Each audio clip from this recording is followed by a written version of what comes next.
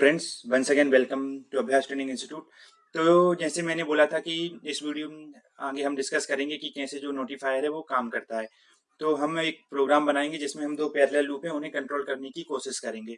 उसके बाद हम थोड़ा सा और आगे बढ़ेंगे। तो इस वीडियो में हम एक नया वीआई बना लेते हैं जिसमें हम देखेंगे कि किस तरीके से हम जो सिंक्रोनाइजेशन है उसे अचीव कर सकते हैं।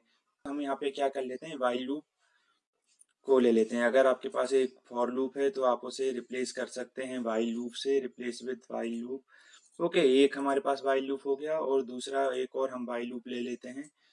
ओके, और इनमें हमें सिंक्रोनाइजेशन अचीव करना है तो उसके लिए प्रोग्राम हमारा थोड़ा कंट्रोल वे में चले। हम एक यहाँ पे डिले ले लेते हैं, तो मैं यहाँ पे वेट ले लूंगा और एक एक कांस्टेंट यहाँ पे हम क्रिएट करेंगे। ओके, तो एक हम 100 मिली सेकेंड का एक डिले यहाँ पे ले लेते हैं। तो जैसा कि हमें यहाँ पे क्या करना है, कंट्रोल अचीव करना है कि जब हम यहाँ पे क्लिक करें तो दोनों लूप हैं वो क्या हो जाएं, बंद हो जाएं। तो उसके लिए हम क्या करते हैं, सबसे पहले तो हम इस लूप में एक जो बटन है कंट्रोल है उसे क्रिएट कर लेते हैं। तो यहाँ पे हम एक क्रिएट कंट्रोल कर लेते हैं जिससे हमारी एक स्टॉप बटन जो है क्या हो गया, बन गई है। उसके लिए अब हम आगे क्या करेंगे, आगे अगर हमें दोनों लूप बंद करने तो हमें यहाँ से इस फर्स्ट लूप से सेकंड लूप में एक सिग्नल भेजना पड़ेगा। और वो सिग्नल हम किसके थ्रू भेजेंगे, नोटिफायर्स के लिए। क्योंकि नोटिफायर क्या करता है, वन राइटर होता है और मेनी रीडर होते हैं। तो यहाँ पे जो स्टॉप बटन है ये हमारा राइटर हो जाएगा और रीडर क्या हो जाएंगे, दो कंडीशन, एक फर्स्ट लूप के लिए एक सेकंड लूप के लिए। तो अब हम यहाँ पे क्या करेंगे, यहाँ पे हम नोटिफायर्स लेते हैं। हम सिंक्रोनाइजेशन पे जाएंगे तो आपको यहाँ पे नोटिफायर मिल जाएंगे। तो ऑप्टेन नोटिफायर हम सबसे पहले लेंगे।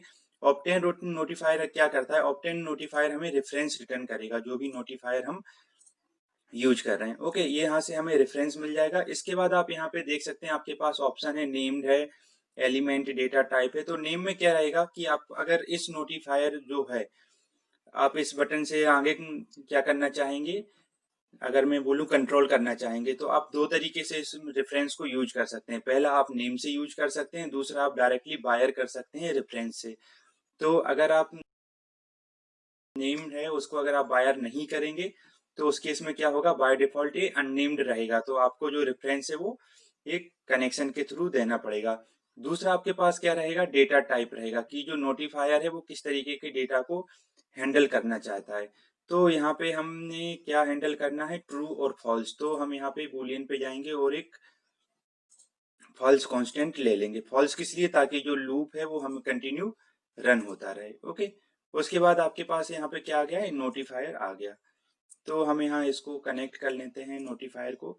तो ये हमारा जो नोटिफायर का रेफरेंस है वो क्या हो गया, यहाँ पे क्रिएट हो गया। लेकिन यहाँ पे हमने नेम नहीं यूज कर रहे हैं, नेम का यूज हम करेंगे पर अभी के लिए इतना ठीक है। तो ताकि हमें ये चीज़ें जो है वो समझ में आ जाएं। उसके बाद भी और ऑप्शन है, अगर आप पढ़ना चाहते हैं तो हेल्प पे जाके उन्हें पढ़ सकते हैं, पर इतना अभी ठीक है। उसके बाद हमें क्या करना होगा, ये तो हमें यहाँ पे रेफरेंस मिल गया। अब आगे हम क्या करें, आगे हम देखते हैं हमारे पास क्या है। हमारे पास है यहाँ पे सेंड नोटिफिकेशन। तो हम क्या करना चाहते हैं, नोटिफिकेशन को सेंड करना चाहते हैं। कहाँ पे सेंड करना है, हमें दूसरे जो है हमारा लूप है उसमें सेंड करना है। तो यहाँ पे हम क्या करेंगे, सेंड नोटिफायर का यूज करेंगे। ओके, तो यहाँ पे हम सेंड नोटिफायर का यूज करेंगे। तो जो फर्स्ट वायर है यहाँ पे हम नोटिफायर का जो रेफरेंस है उससे कनेक्ट करते हैं, और जो दूसरा वायर जो है यहाँ पे आप क्या नोटिफिकेशन सेंड करना चाहते हैं उसे यहाँ कनेक्ट कर लेते हैं। उसके बाद एक एरर ब्लॉक है हमारे पास, एरर को भी हम कनेक्ट कर लेंगे पर अभी के लिए इसे छोड़ देते हैं।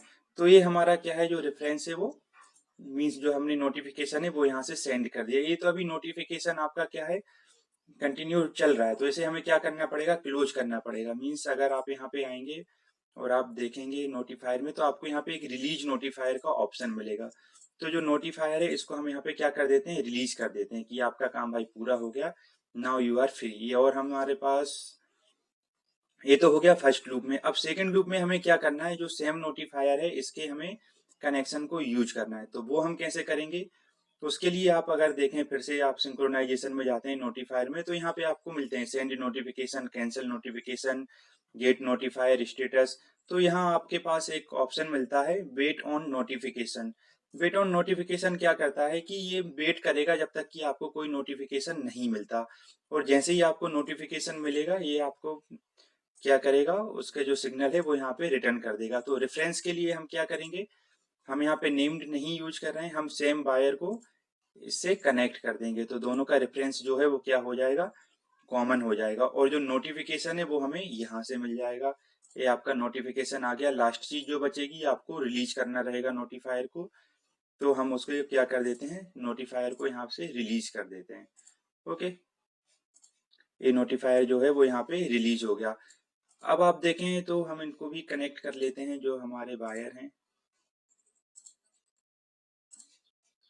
ताकि एरर भी आपका साथ में, अगर एरर है तो वो भी क्या होता रहे, हैंडल होता रहे।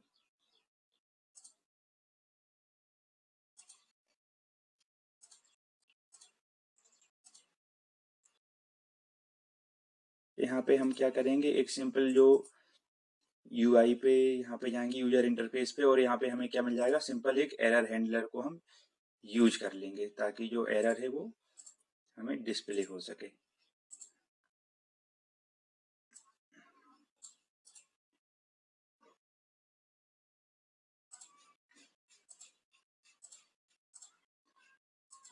तो ये हमारा जो कोड है एक तरीके से बन गया। इसको हम रन करके देखते हैं कि जो हमारे लूप हैं वो स्टॉप हो रहे हैं या नहीं हो रहे। यहाँ पे तो अगर आप रन करके देखें तो ये रन हो गया है। तो हम यहाँ पे देखते हैं कि हम इन दोनों लूप को एक साथ स्टॉप कर पाते हैं कि नहीं। तो देखिए अभी हमारे पास क्या मिल रहा है, N input parameter is invalid, for example if the input is path the point might be character not the OS.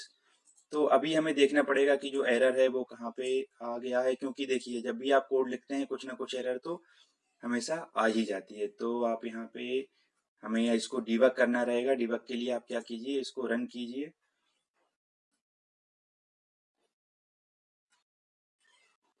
तो देखिए अभी तक तो ये बिल्कुल सही चल रहा है, यहाँ पे आप देख सकते हैं।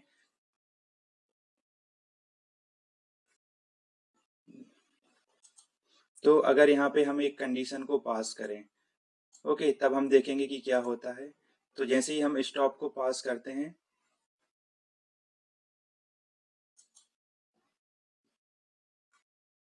तब आप देखिए आपके पास जो एक एरर है वो यहाँ पे आ जाता है। तो ये एरर हमारे पास क्यों आ रहा है, तो ये एरर हमारे पास क्यों आ रहा है, अगर आप यहाँ पे देखें हमने 2 बार जो नोटिफिकेशन है उसे रिलीज कर दिया। तो इसको अगर हम यहाँ पे डिलीट कर दें,